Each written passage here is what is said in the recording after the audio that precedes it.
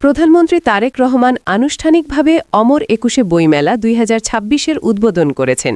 বৃহস্পতিবার ২৬ ফেব্রুয়ারি বিকেল ৩টা ১৩ বাংলা একাডেমি প্রাঙ্গণে আয়োজিত অনুষ্ঠানে তিনি বইমেলার উদ্বোধন ঘোষণা করেন এবং উদ্বোধন স্মারকে স্বাক্ষর করেন। ভাষা আন্দোলনের চেতনায় আয়োজিত এই বইমেলা দেশের শিক্ষা, সাহিত্য ও সংস্কৃতির অন্যতম বৃহৎ আয়োজন হিসেবে প্রতিবছরই লেখক, পাঠক ও প্রকাশকদের মিলন মেলায় পরিণত হয়। অনুষ্ঠানটি জাতীয় সঙ্গীত পরিবেশনের মধ্য দিয়ে শুরু হয়। পরে পবিত্র কোরআন সহ বিভিন্ন ধর্মগ্রন্থ থেকে পাঠ করা হয় এবং রীতি অনুযায়ী সাংস্কৃতিক পরিবেশনার আয়োজন করা হয়। সঙ্গীতশিল্পী ফেরদৌস আরার নেতৃত্বে সুরসপ্তকের শিল্পীরা পরিবেশন করেন একুশের অমর গান আমার ভাইয়ের রক্তে রাঙানো ২১শে ফেব্রুয়ারি। ভাষা আন্দোলন, মুক্তিযুদ্ধ এবং জুলাই গণ অভ্যুত্থানে শহীদদের স্মরণে পরে ১ মিনিট নীরবতা পালন করা হয়, যা অনুষ্ঠানে এক আবেগঘন পরিবেশ সৃষ্টি করে। দুপুর ২টায় প্রধানমন্ত্রী তারেক রহমান অনুষ্ঠানের মঞ্চে আসন গ্রহণ করেন।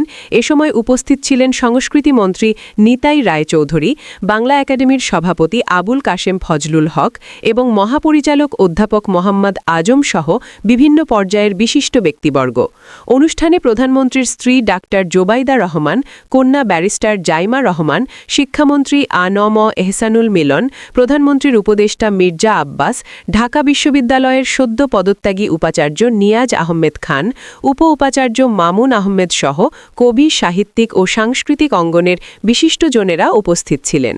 উদ্বোধন শেষে প্রধানমন্ত্রী ও অন্যান্য অতিথিরা বইমেলার বিভিন্ন স্টল পরিদর্শন করেন এবং প্রকাশিত নতুন বই সম্পর্কে খোঁজ খবর নেন। বইপ্রেমীদের উপস্থিতিতে বাংলা একাডেমি প্রাঙ্গণ ও সোহরাওয়ার্দী উদ্যান এলাকায় উৎসব মুখর পরিবেশ লক্ষ্য করা যায়। এবারের অমর একুশে বইমেলায় অংশ নিচ্ছে মোট ৫৪৯টি প্রকাশনা প্রতিষ্ঠান। এর মধ্যে বাংলা একাডেমি প্রাঙ্গণে ৮১টি এবং সোহরাওয়ার্দী অংশে ৪৪৮টি প্রতিষ্ঠান স্টল পেয়েছে। মোট ইউনিট সংখ্যা ১০১৮টি। গত বছর বইমেলায় অংশ নিয়েছিল ৭০৮টি প্রতিষ্ঠান এবং ইউনিট ছিল ১০৮৪টি। সোহরাওয়ার্দী উদ্যানের উন্মুক্ত মঞ্চ সংলগ্ন গাছতলায় লিটল ম্যাগাজিন চত্বরে ৮৭টি লিটল ম্যাগাজিনকে স্টল বরাদ্দ দেওয়া হয়েছে। এছাড়া শিশু চত্বরে ৬৩টি প্রতিষ্ঠান এবং ১০৭টি ইউনিটের মাধ্যমে শিশু কিশোরদের জন্য বিশেষ আয়োজন রাখা হয়েছে।